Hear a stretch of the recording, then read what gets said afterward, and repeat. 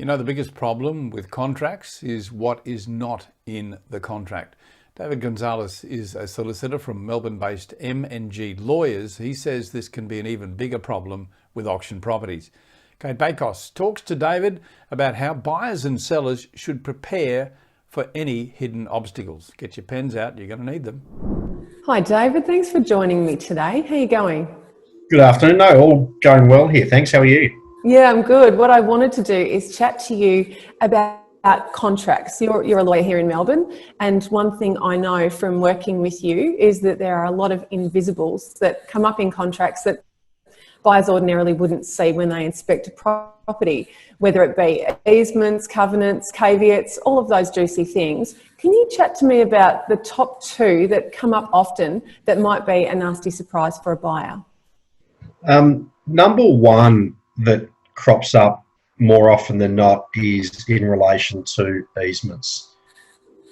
One of the biggest problems we face with contracts is what's not in the contract.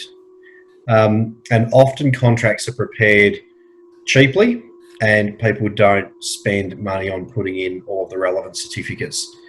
And you often find that with respect to water, and you'll get a copy of the Yarra Valley water rates and you look at the certificate of title and the title doesn't reveal any easements. But when you actually obtain a copy of the water information certificate, there's the easement that hasn't been revealed anywhere else.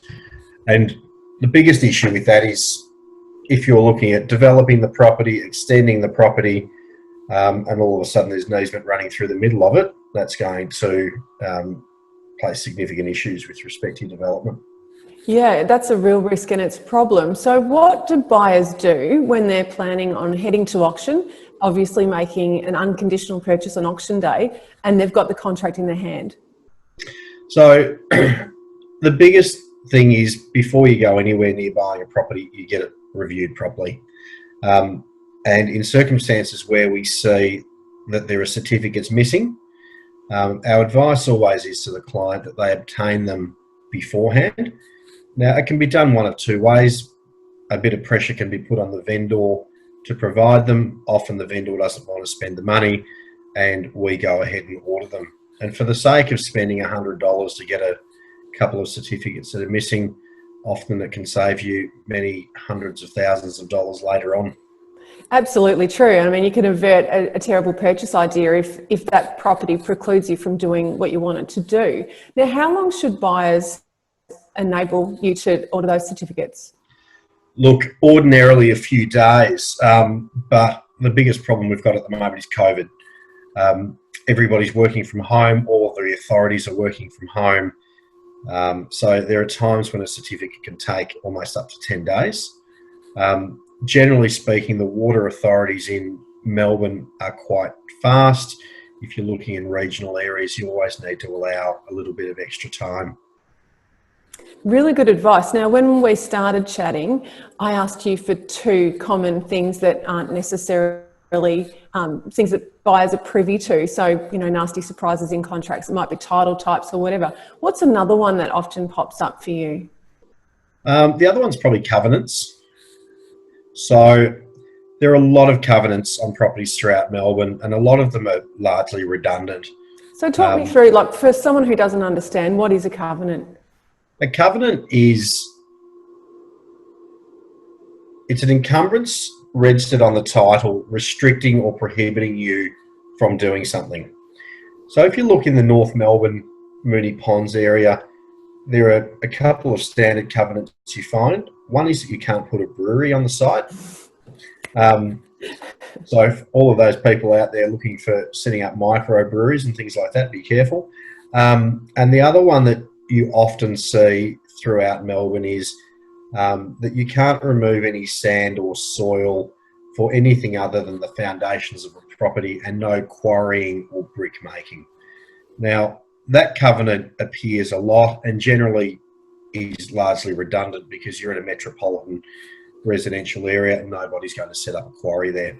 So there's some of the main ones you see. Yeah. Often, I mean, I've come across single dwelling covenants, and you'll see those in older estates or maybe in the middle ring or outer ring. Explain what that means.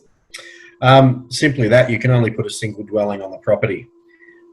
We have had people come a cropper where they've rolled up at an auction, bought the property, bought it to us the following week and said, I'm going to put 3 units on it, and we tell them they can't. Yeah. They're shocked. They've just spent $1.8 million on a nice big block of land thinking they'll develop it, and all they can do is retain the existing home or knock it over and build one dwelling. So really important to have these things checked.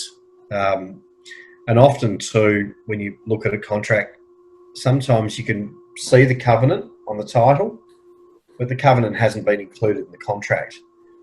So you need to go off and search that covenant so that you can review it and advise your client on what exactly it is.